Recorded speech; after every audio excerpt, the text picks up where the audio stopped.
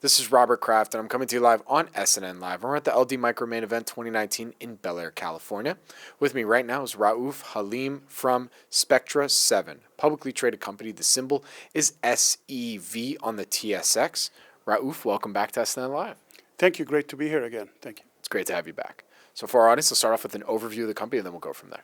Yeah, so Spectra7 is a high-performance analog chip company. We focus on connectivity, and in particular, copper cables that connect systems to other systems or devices to systems. We are headquartered in San Jose, California, and are a high-growth TSX-listed company. So we last had you on about 2 years ago.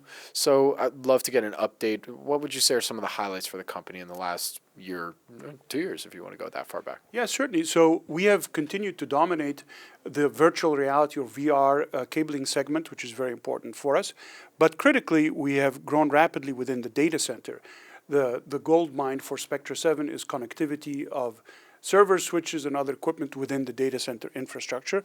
We have made great progress. Our products have been adopted by a number of data center operators, and we have started rolling out in the data center specifically starting Q3 of this year.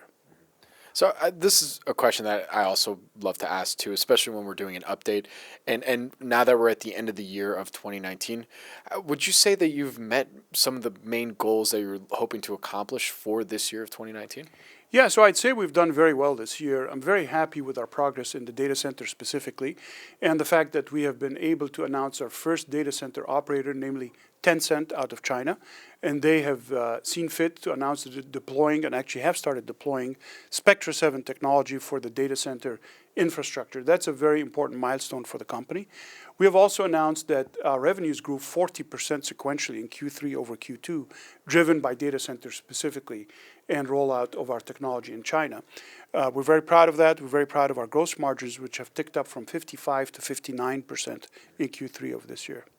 And you know, for those who may have missed our first interview, what would you say makes the company unique and different compared to your peers out there? So we have identified what we think is a very rich and great opportunity for Spectra7 that we are unique in addressing today, and that is connectivity of copper cables for very high speeds over very thin, what's called active copper cables. We are the sole provider of semiconductor components that enable active copper cables to carry high-speed data over a thin and very light copper cable.